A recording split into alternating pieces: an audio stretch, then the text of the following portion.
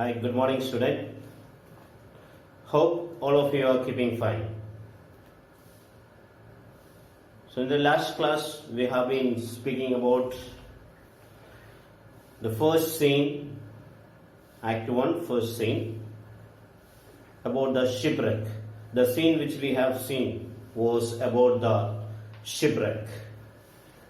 The vocabularies that have been used, we say that it shows the knowledge of Shakespeare on the situation. And I also said that all these words have been learned by just having conversation with those people, especially from the people those who are seafaring men. So the reason is that he kept his eyes and ears open to all these kind of activities so that he was able to pick up the exact words of the sailors, so that he was able to give a very clear-cut atmosphere of a shipwreck. Now we continued with that one and the conversation that was taking place between different people, those who are present on the ship. We saw about the master, then we spoke about bosun, sailors, then the so-called VIPs of the ship like Alonso, Sebastian, Antonio, Ferdinand, Gonzalo, and so on. So finally, what we said was the conversation between bosun. Rather, bosun was getting upset with those people because they have been interfering in the activities of bosun and the mariners. So he has been asking those people, either you give commands, being counselor and the prince or king or whatever be it, you give the orders and let the wind subside. Otherwise, he will not be able to be quiet and calm. Finally, he says, a plague upon this howling. They are louder than the weather or our office. They are making so much noise that becomes a disturbance for those people to continue with their job. That was the exact place where we stopped. And we will continue with that one. And as he continues, or because of that noise, we feel that those people, Antonio, Sebastian, and Gonzalo, they have re-entered. They have come back once again. And naturally, that irritates bosun. So that he does not hide any of his feelings. He immediately shouts back at them. Yet again, what do you hear? What do you hear? Now it is not that what do you hear about. What's the purpose? For what have you come back to this place again? Yet again you have come back to this place. What is that you need here? What are you going to do here? Shall we give over and drown? Ask a question. Shall we give over? Just let us give up. If you are going to do all these things, let us drown together. It seems that you have got a desire to get drowned here in this water, and that is why you are disturbing us. So if that is the case, shall we give over? Shall we give up our office? Shall we give up, or shall we stop doing anything so that all of us together can get drowned in this water? Is that what you need? Have you a mind to sink? Do you have a mind? Or are you planning to get drowned? That is what simple play in plain language he is asking. What is the purpose that you are here today? Is that you have got a desire to get yourself drowned in this water? If that is the case, okay, let's all together, let us get drowned. That is what bosun's reply. A very rebellious type of answer he gives. Rather undiplomatic answers he gives. And that is why we said Gonzalo has been speaking that this person, because of his rebellious nature, has a face that is written that he should be hanged on this earth. Sebastian interferes there. A plague over your throats, you bowling, blasphemous, incharitable dog. Sebastian, when he opens the mouth, you see, as sometime we put it, what type of dialogue are you listening here? A plague over your throats, He gives a curse. Some of you may be very expert in giving curses, as we call, sometimes people use when they are fighting and all those things. Typically, holy words come out. And that is exactly what is happening here. May your tongue be damned. That is the meaning of that. May your tongue be damned. Let your tongue get spoiled. You howling, swearing, unkind dog. Almost like calling him, you a street dog, useless dog. Get out of my way. That is what he says. That is what Sebastian says. A plague over your throat, a bowling, shouting, yelling, howling, blasphemous, talking irrelevantly, having no respect for a person. That is what just before I also said. Probably Bosun could have been a bit more charitable, kind in his speaking. He has not been polite at all. At least he would have certain respect for a person, but that he does not give there. So naturally, Sebastian also become such unkind, such unpolite in their dialogue.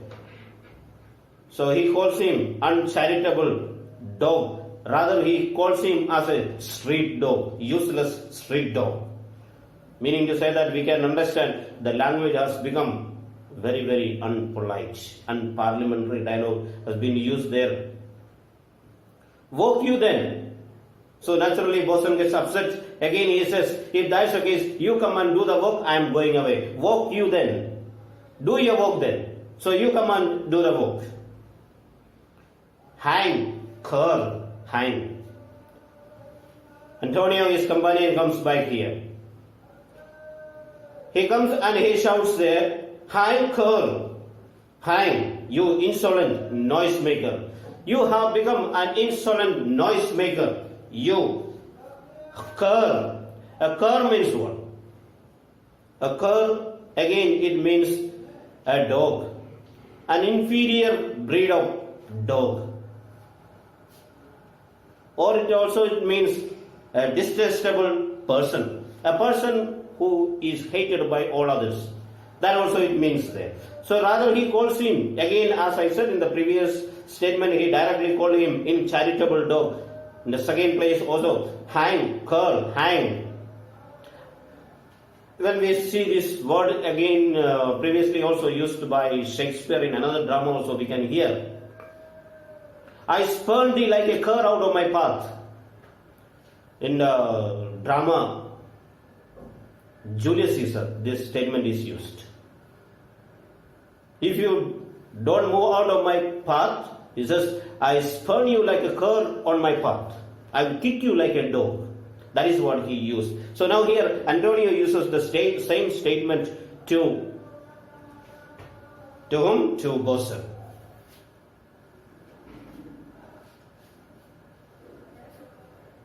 We are less afraid to be drowned than thou art. So we are less afraid. We are not frightened. They are claiming that it seems that Bosun is so much frightened, but we are not frightened. We are not frightened of getting drowned, but it seems that you are frightened of getting.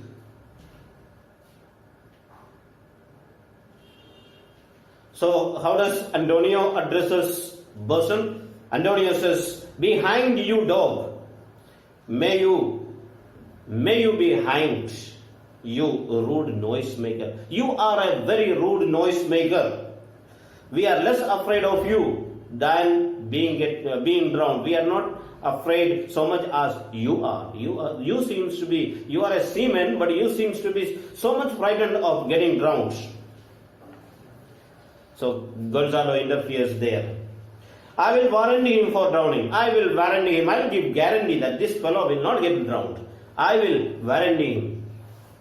I will promise that this person is not going to get drowned in the water. This person is a perfect gallows. We said gallows. Yesterday explained to you what is meant by this gallows. Gallows is the instrument by which we hang people. So probably yesterday also I might have said about the guillotine also. Guillotine is another instrument by which they chop off our head. So This person is precisely meant for getting onto a gallows. I will warrant him for drowning, though the ship were no stronger than a nutshell. So much is his assurance. Even the ship be such a bad condition, if it is just like a nutshell, even if that is a condition, I am sure that this person is not going to get drowned in this water. This person is destined to die on a dry land. Therefore, I am perfectly sure that this fellow will not get drowned. And if he does not get drowned, we are sure our life is also safe. So it is our necessity that we need to preserve this person. We have to keep this person alive. I will warrant him for drowning, though the ship were no stronger than a nutshell. Bosun, lay her a hold, set her 2 courses, off to sea again, lay her off. Lay her off. Who is this? Lay her off. Keep the ship close to the wind. So now these are the typical terms what we need to keep in your mind. What is that? Lay her off. Lay her a hold, set her 2 courses off to sea again. Lay her off. These are the typical words used by sailors. The words typically which are we may call what is called cliches, and we call it in general English we say about cliches. The technical languages used by different departments. Maybe about computer department, they have got their own particular words which probably only those people may understand. Teachers may have their own technical usages that generally used by these people, and doctors have got their own technical words. In the same way, these seamen, mariners or the sailors, they have got their own technical words for controlling the ship, and they do immediately understand. So that is one of the statements. The meaning here was that keep the ship close to the wind, a technical expression of seafaring men. Set both the sails out to sea again. Keep clear of the shore. Now you have to keep off the shore. We cannot allow the ship to go near to the shore. Yesterday we said again that if the sailors are frightened of the wind, so long as the ship is near to the land.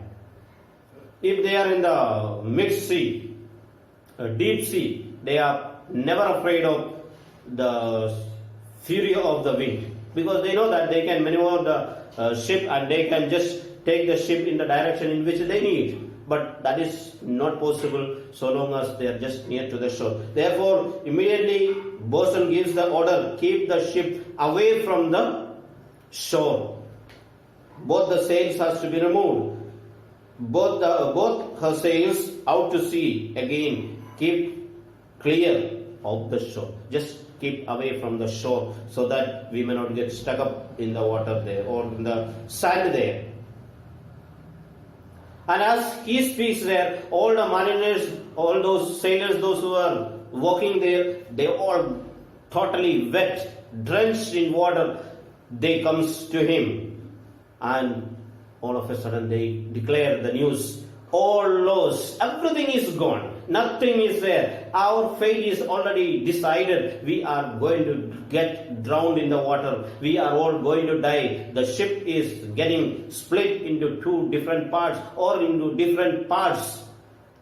We are lost. There is no chance for us for our survival. The only hope, the only thing what we can do is that let us all sit and pray. So what is that? So once again I will repeat that part, what bosun said. So bosun just introduced or shouted to the mariners to have control of the ship, lay her off the shore. They had, probably let's say, they had been gradually approaching to the land, approaching towards the seashore, something that is not a good news for them during the stormy season. And now bosun wishes to change the direction of the ship. The course of the ship has to be changed. Steer the ship out into the deep waters. And there sailors comes informing him that everything is gone. we have lost the ship, we have lost the control of the ship. The only thing what we can do is let us sit and pray for a happy death probably. What must our mouth be called? What must our mouth be called? Our mouth be cold. Meaning to say that, should we die? Are we going to die? Should we die? The king and prince at prayers, let us assist them, for our case is as theirs. Gonzalo says, king and the prince are at prayers. Let's also go and join them, because their faith and our faith does not have any difference. Both of us or all of us are in the same faith. Therefore, let us also join the king and the prince for praying for probably a happy death or something, whatever may be going to happen. Let us pray something positive may take place.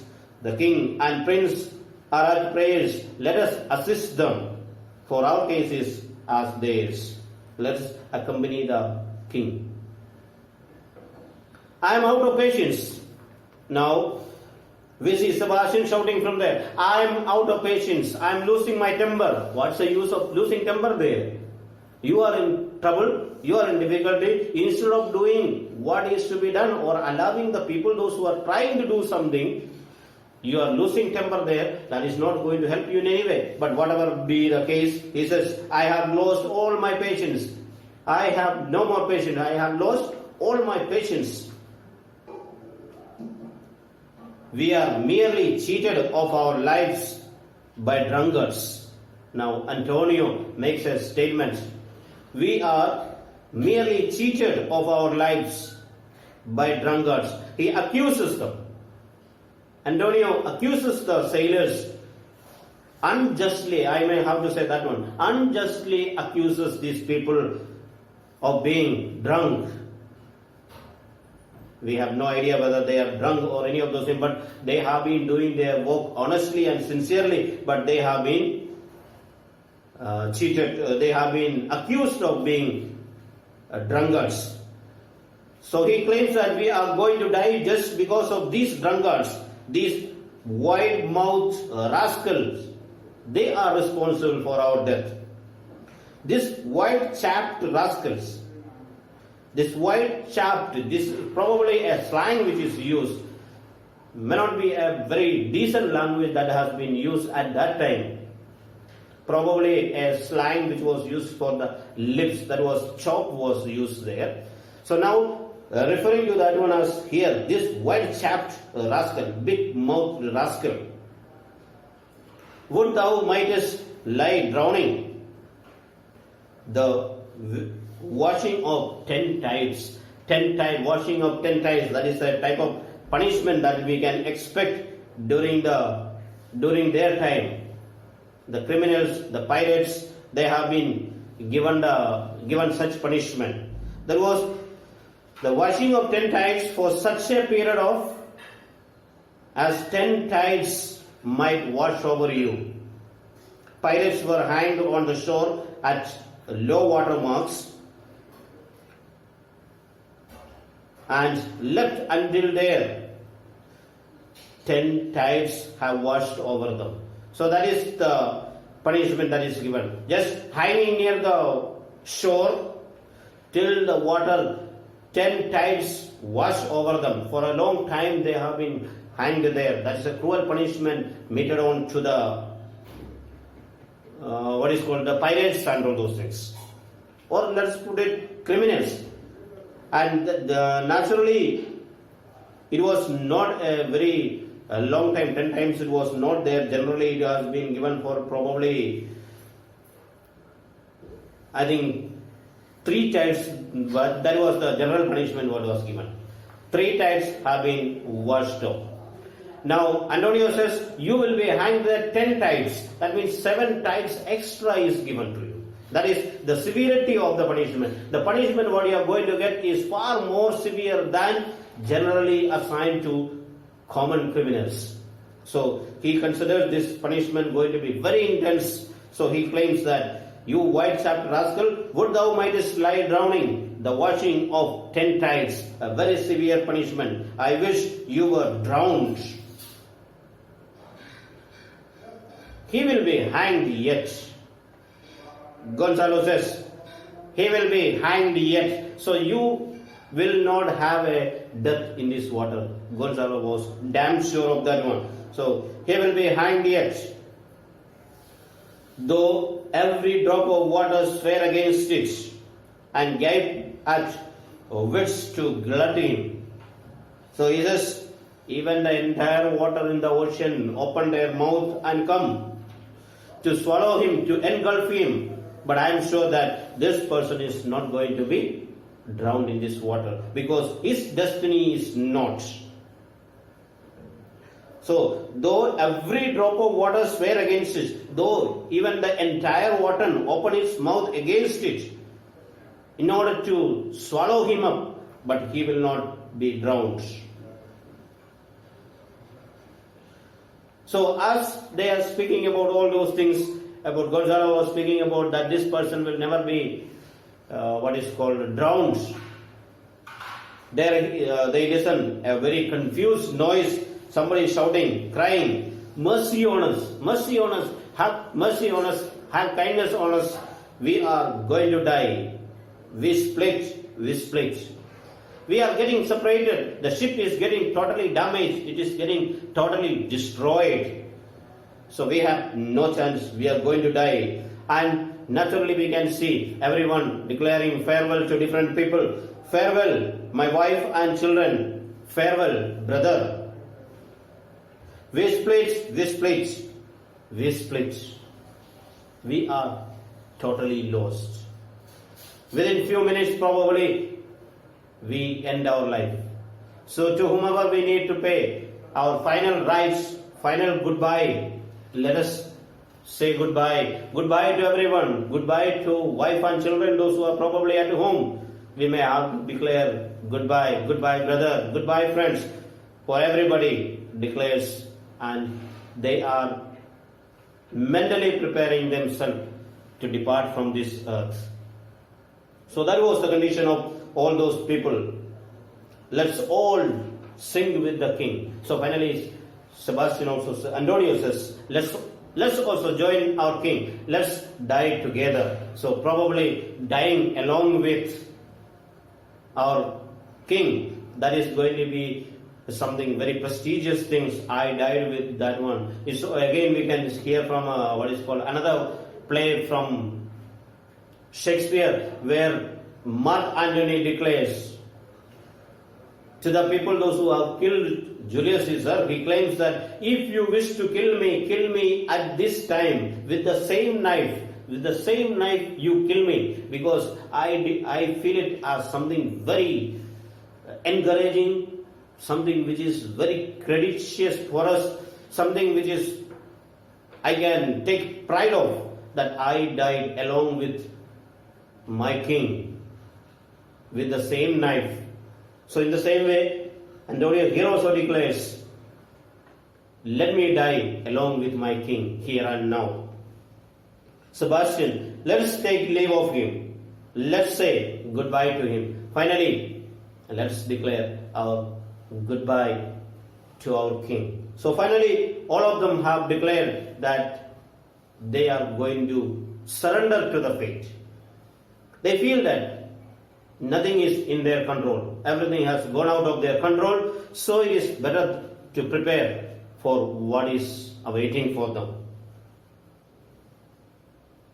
Now finally Gonzalo declares something. Now would I give 1,000 furlongs of sea for an acre of barren ground. Now he says, I am willing to give you any amount of land. 1,000 furlongs of sea. If I have got so much land, so much area in my control, I am willing to give you 1,000 furlong, big amount. But just for an acre of dry land, a barren land, a land which produces nothing, still I have no problem. Just a piece of dry land, that is what I need just now. So now I would give 1,000 furlong of sea for an acre of barren ground. Just be it anything, be it a thorny ground, be it a ground where all the useless plants are growing. So here it is mentioned, long heath, a low wild plant it is. An area which is covered with this such kind of wild plant, I have no objection, I have no problem. Let me have at least that much ground. Or brown furze, another useless grass we can find. Or anything else. Be it anything. Be it just thorny land, wasteland, but let it be a dry ground. That's the only thing which I request. I need a dry ground. This will above be done, but I would fain die a dry death. The only thing what I demand is that I need a dry death. What do you mean by dry death? Nothing, but I need a death on a land. I don't want to die in this water. That is the only thing he said. I need a dry death.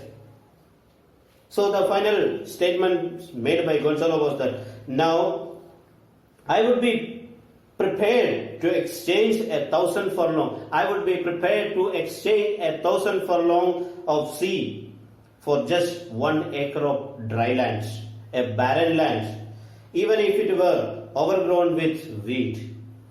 The area which is totally overgrown with wheat, grass and any of those kind of things, but just let it be a dry land.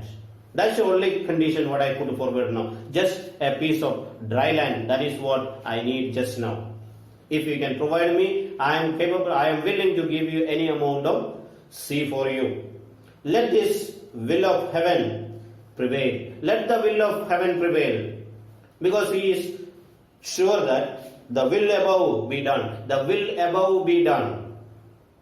Will of heaven. God's plan, let it take place. God's plan, because nothing is in our hand. Everything is entrusted in the hands of God. Now, only that will happen because our fate is, our life is nothing. We can do nothing. Everything is gone out of our control. Therefore, I entrust everything, my life, my everything into the hands of God above. But I would gladly die on a dry land. But finally he says, I want to die on a dry land. And that is all about the first scene what we are getting. That was the end of first scene. The first scene just we have seen a typical shipwreck where every sailor is tremendously trying their level best maximum to control the ship. But finally we see that they lost everything. They couldn't control the ship and ship is totally damaged. It is completely destroyed. Not a single person from the ship has been spared. So everyone have prepared to have a peaceful death probably. They're all praying. Almost like we can say that probably what happened in the movie Titanic. Finally, then when they have understood, they have no more chance. Probably you see a group of violinists playing a song. A typical song for the last moment. Nearer my God, nearer to thee. A very old song. I don't think that it is for the movie the song was written long time back. Nearer my God, nearer to thee. I am coming God, I am coming to thee.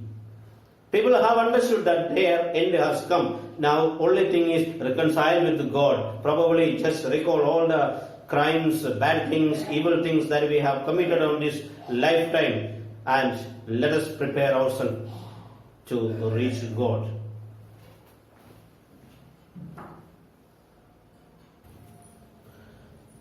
Okay, now let us move on to the next scene. Act 1. Scene 2. Scene 2 is very important. Now probably it is going to be a very long scene. Quite many pages are there which we have to see. And as we see, a very important scene it is. A lot of things is going to be exposed in this scene. The real exposition of the play begins actually in this one. Here it is the one, the main exposition, means the play completely opens it up here. Mainly 4 characters will be revealed here again. Those 4 people who has not been revealed in the previous scene, now it will be opened up. So it is in the usual conversation method we are going to expose the play. Probably a flashback of the incident that has occurred in the life of Prospero and Miranda. A flashback is given and they are going to see that one. Moreover, it immediately ushers in the action of the drama. Immediately we proceed towards the drama, the changes that are going to take place. So far we have been just seeing the so-called shipwreck only. Now the entire thing is going to be exposed, the entire drama. Now this scene can be divided into 3 main parts. 3 main parts are there for this scene. The first one, Prospero's tale to Miranda. What do you mean by Prospero's tale to Miranda? Prospero reveals his story. How did he manage to reach on this island? Who exactly he was? The story, everything that has happened starting from Milan and how he has landed up on this island. That is what is going to be declared in the first one.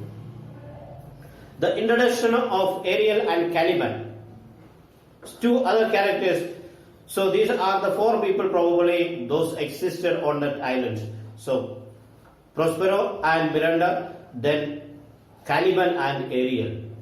These are the 4 beings that exist. I may use the word beings because human beings we can declare only 2 of them. One is spirit and one we may call it as a monster. And the third one is the initial meeting of Ferdinand and Miranda. A romantic scene that is going to take place there. So these are actually the main 3 parts of the scene. Here what is going to take place. What are the Prospero's tale to Miranda, introduction of Ariel and Caliban, the initial meetings of Ferdinand and Miranda. The first 2 provides a flashback to previous events by explaining how the play's current situation came to be. So all those things we are going to see as the days come. So we will just directly start off, enter into the play, exactly what has happened. Now we are going from the ship to the island, the main place where the entire drama takes place. Between we may come back to Milan, but the main story that takes place on an island where this Prospero lives. And now we need to keep in mind, okay, when the scene is declared, exact place where the events takes place. Now this event takes place, the island before Prospero's cell. Now we need to, typically we have to see, where does the scene take place? The scene takes place on the island before Prospero's before Prospero's cell. Otherwise we will say other part of the island. Mainly before his cell and another part. So now as the scene opens, we see Miranda and Prospero there. What happens there? Miranda is talking to her father, Prospero. Now she is at a distress now. Totally confused, totally shocked, terrified, seeing something. What actually has she seen? Is asking to her father. She is watching actually the shipwreck. The previous scene we said a shipwreck has taken place. A destruction of a ship was taken place. Now that is witnessed by a person, a very young girl, probably just 12 or 13 years of age, a very small girl. She is watching that one and she is so terrified by that one. and declares, goes to her father and asks, Father, if it is by your power that you have done this, subside this one. So let's hear. Miranda asks, if by your art, my dearest father, you have put the wild waters in this roar, allay them. Asking her father, very tenderly she goes there, if by your art, if it is by your magical powers that you have done this one, dearest father, if it is by your power, if it is by your ability that you have created this tempest, put these wild waters in this roar, wild waters, the sea into this terrible condition, in this this roar, in this noisy turmoil. You have turned the sea into this noisy turmoil. If it is by your power, I request you, please allay them, subside them, control them, put down, bring the sea back into a normal condition, bring back calmness into the sea. That is what he asks. If it is by your power, I am sure that, or probably she is sure that her father is capable of doing this one. Therefore, she is requesting him, Father, if it is by your will, please subside this one. I am feeling sorry for the people, those who are there. I feel my heart is really breaking for the people, those who are on the ship. Please, if it is by your power that you have done this one, please subside the wind. If by your art, my dearest father, you have put the wild waters in this roar, allay them. The sky, it seems, would pour down stinging pit.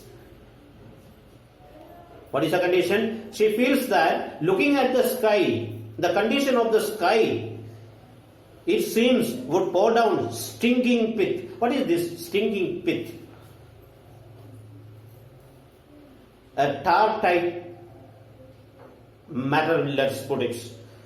So a melted tar, that is pit actually what we call it, having a very strong smell of, you know what is this tar and all those things that is, which are generally used for maintaining a road, construction of road, that tar and all those things. If those things, if it is burned and all those things, we say smell it is there. So if she says, the sky, it seems, would pour down stinging pit. The blackness of the sky, the condition of the sky. We can see sometime when a very heavy storm or rain is going to come, all of a sudden, maybe during the afternoon time and all those things, we can see the entire atmosphere becomes so dark, we feel almost that it has become a night all of a sudden. So that is probably something that is going to happen. So she declares, the blackness of the sky gives the idea to Miranda that it is about to send down showers of molten tar. It is not going to be what is the so-called ordinary rain, water. Unfortunately, it is going to fall down what is, instead of the water, we are going to have what is molten tar. The melted tar is going to come. So because the atmosphere is looking such condition that so blackish, the entire air, the entire sky, it has become fully blackish. As if the tar which is there on the road there, we can see the black tar if it is just raining. So that is exactly the condition which they are going to face. Miranda is feeling so frightened. Just now, the sky, we are going to have a shower, only this blackish thing we are going to have it. But that the sea, mounting to the Vulcan's cheek, dashes the fire out. Now, tar can be melted only by fire. If in the sky we are going to have what is called melted sky, that means the sky is also burning there. That is a condition about the sky, that's so far what we said. But the condition on the earth, or what is called in the sea, in the ocean, that is also same. Now what is the condition there? The waves, sea waves are rising so high. We feel that the entire water is going up, almost reaching the top of the sky. It is going to touch the sky. Now she feels that when the tar and all those molten things are there on the up above in the sky, now the sea water is also going to go up so much. You can imagine a condition if the sea water rises so high and goes to the sky and touches the sky and clouds. You can imagine, that is what she says. It is going. And the water is going to put down those fire which is there up above in the sky. So the condition of both sea and sky, not at all a peaceful condition. Everything is, the entire universe we may call it. The entire universe is not at all at peace.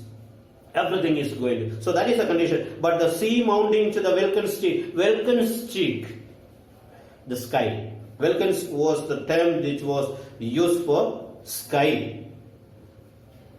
So with those that I suffer. But the sea mounting to the Welken's cheek dashes the fire out. So the water is going up. The sea waves are going high up to the sky to put down the fire there. Oh, I have suffered with those that I so suffer. I have suffered with those that I so suffer. I could see the people on the ship there suffering. The pain of those people in the ship there, that breaks my heart. I could feel the pain that they are having there. As if I was there, present there in the ship. If I am there and when the ship is going to break down and get shattered into the water, then the pain that I undergo, that is the same pain that I am experiencing when I see the people on the ship there. I have suffered with those that I so suffer. A brave vessel, a magnificent vessel, we shall put it. Such a royal ship is tossed in the water there, just thrown up and down, moving there. Now naturally, if you see such a beautiful, excellent ship there, naturally the people, those who are traveling by that ship, also of the royal status. So therefore I feel that on the ship there are some brave people, a brave vessel who had no doubt some noble creatures. If it is supposed such a brave vessel, naturally the people, those who are traveling by that one also, they are of noble nature. So what is it? A brave vessel who had here, who is used, which is supposed to be used, which had no doubt. I am sure that in that ship there are people, those who are of noble nature. So on this ship, there are people who have got such a noble mentality, noble status. It's not ordinary people, those who are traveling by that ship, because such a magnificent royal ship we have got here.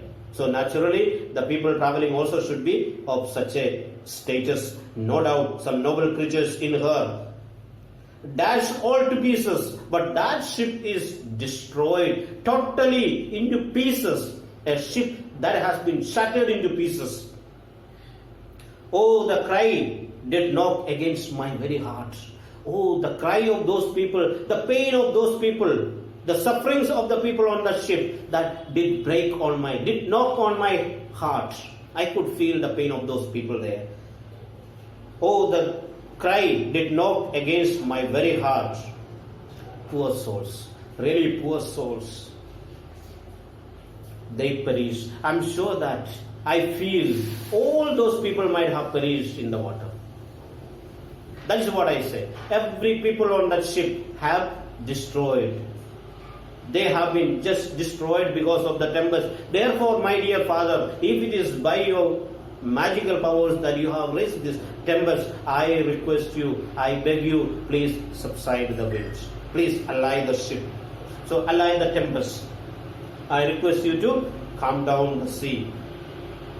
So now we can see that Miranda is telling to her father, had I been any god of power, I would have sunk the sea within the earth, or it should the good ship so have swallowed and floating souls within her.